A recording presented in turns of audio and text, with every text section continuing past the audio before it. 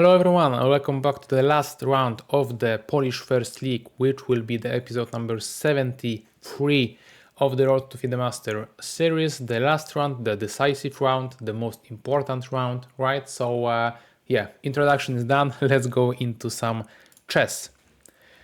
In the last round, I've played yet another FIDE Master. So in the second half of the tournament, I was playing only highly rated, or rather I should say highly rated and titled opponents.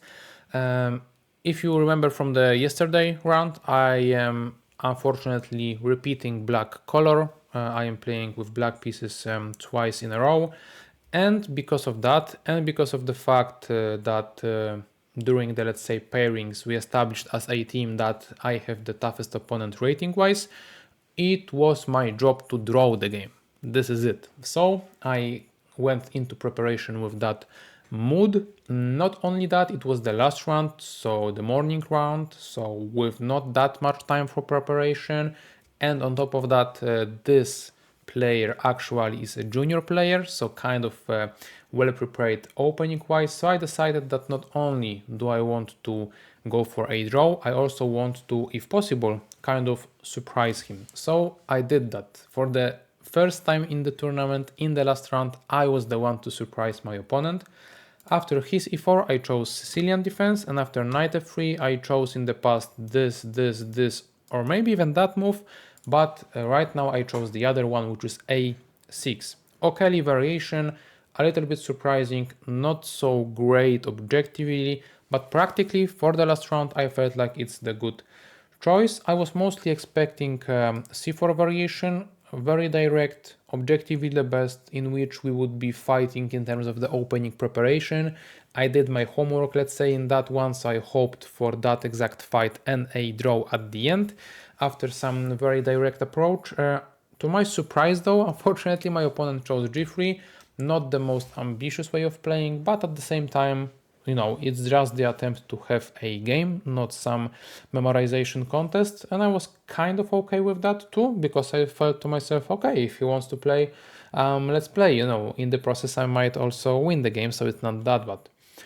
On top of that, if you remember the analysis from the Kielce Open, I believe during the summer holidays last year, I uploaded them.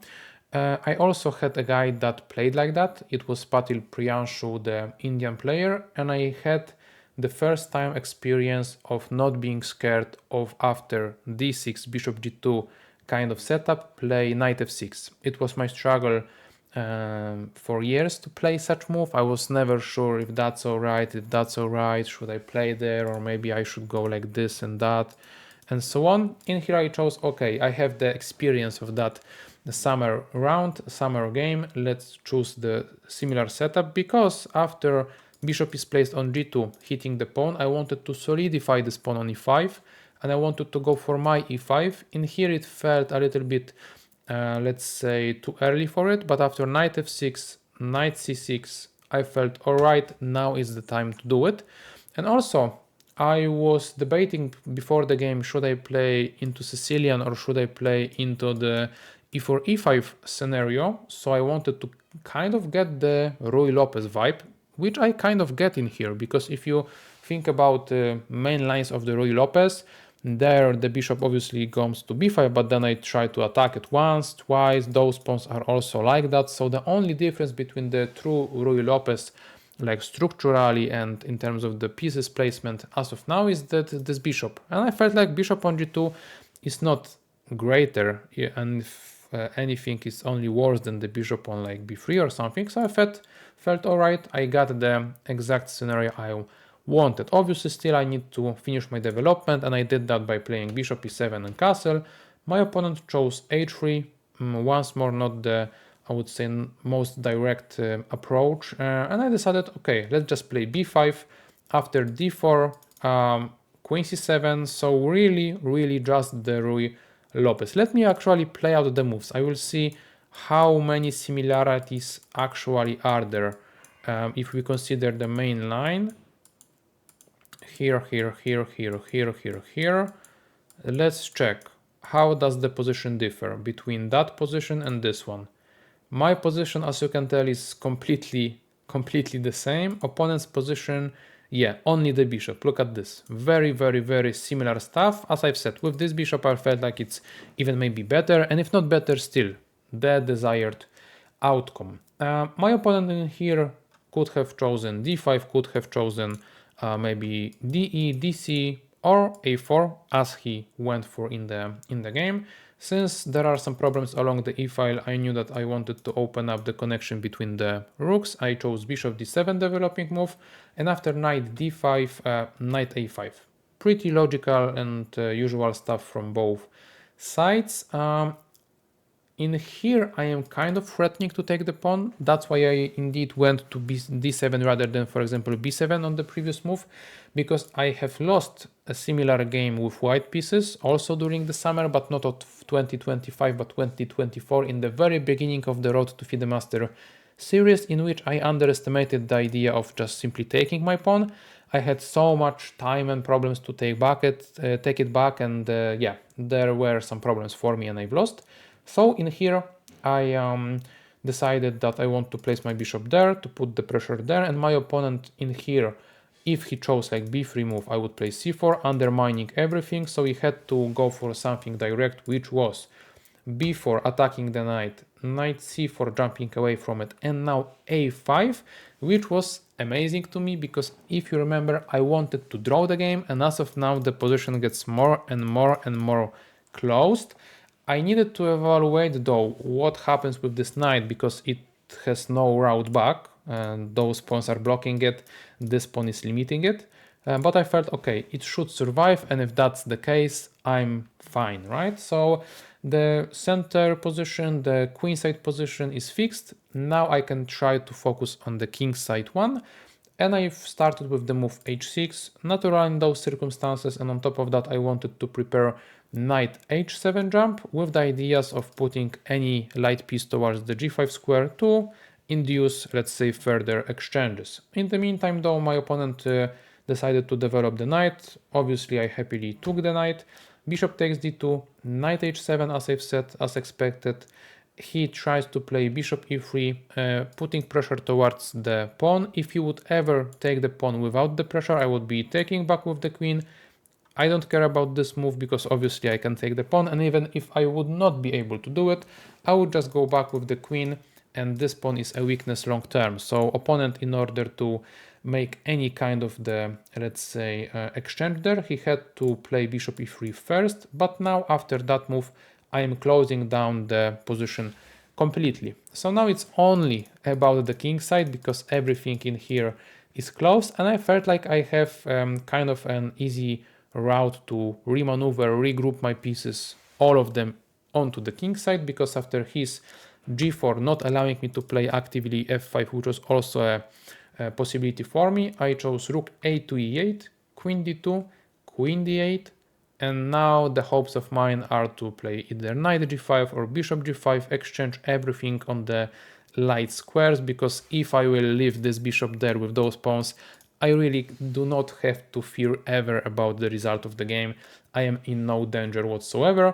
On top of that, it was kind of tempting really, guys, to play a move like g5 and smile at the opponent with the draw offer. I just felt though that it's maybe too much. I don't have to weaken the light squares and allow some crazy reroutes from the opponent. Why would I do it ever, right? So instead of playing with the pawn to g5, I chose simply bishop g5, inducing the exchanges that I was talking about. He played, funnily enough, king g3, so the position is so close that he is willing to enter the king side attack with the king. But you know, I don't care as much. I just took the bishop and played queen to f6.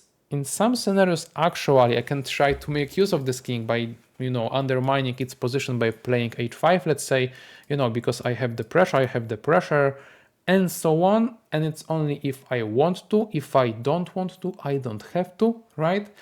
Also, if he would like to go for my one and only weakness basically in this position, which is this one, with the moves like this, now his king is in a bad position. He cannot play that because I just will invite the king further up the board, and it's a recipe for a disaster for him, obviously. For example, I could have played g5, king h5, and now king g7, solidifying the pawn, and checkmate is there, funnily enough.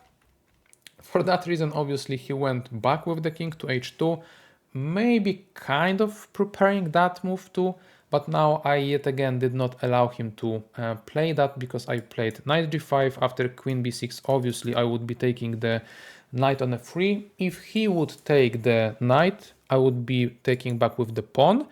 And even though he might be able to get there, I thought to myself, okay, I will, if needed, play like this. If needed, I will play like this, whatever. Everything is protected well enough. And now I will maneuver my king, then regroup the rooks once more to the semi-open file. Maybe, just maybe, I will be the one pushing for anything in this game. He cannot do it. But he did not take on g5. After knight g5, he just went back with the king. And I thought to myself, okay, my goal was to draw. Let's just repeat the moves. I went back, he went back, I went back, he went back. This is it, guys. This is it.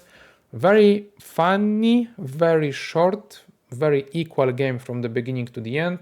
On my terms, I feel like, because I was the one that was told by the team to draw the game, and I did that basically effortlessly with black pieces. So it was alright. If I wanted to, perhaps I could have chosen some different routes in the middle game to go for the full point. But as I've said, my task was to get half of a point. I did just that. My team won the match. Unfortunately though, we will see that in a second, we did not advance, guys. So let's go into the summary of the tournament, onto the outro.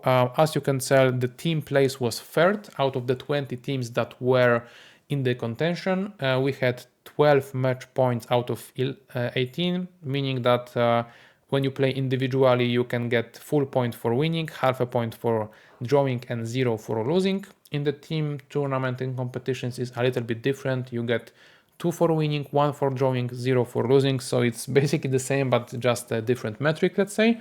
So yeah, by translating it into the individual effort, we had 6 out of 9 points, right? So not that much, to be honest, but the contention was so packed at the top that it was very, very hard to get any more than that. So yeah, third place unfortunately was not a guarantee to advance into the extra league. Unfortunately, only 2 teams have advanced. We lost the battle, but we were also kind of happy with our performance in terms of the team. In terms of my performance, guys, I was also happy because, as you can tell, I have gained nearly 20 rating points, and I was placed 5th out of the 20 people that have played on my board, which was also very good, considering the fact that I was not top 5, let's say, according to the starting list, and I had those amazing wins in the rounds number 6 and 7 against higher rated opponents, against international master in one of them. So it was amazing. 5.5 points out of 9 is great result. If I remember correctly, the year before that I made 1 more point, 6.5 out of 9, and I was in the top 3 for sure on my board. However, then we were fighting for relegation, therefore my opponents were easier ones. In here we were fighting for the promotion, so I had much tougher opposition, and I did well also against that one, so I'm happy.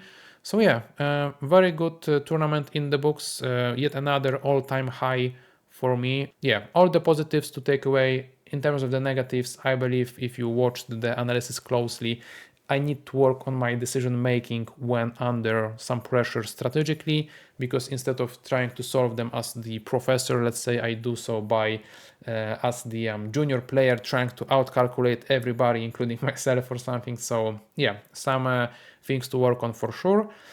And yeah, I hope that after some break from the YouTube, you guys came back to my channel, to those analyses, and you have enjoyed them. And if so, please remember to leave a like. And if so, please remember to subscribe, because this is just the warm-up, if I may say, because 2 more tournaments and analysis from them are incoming. I played some more stuff and games in the January, so I would like to share that with you. And yeah, in terms of this tournament, that's that.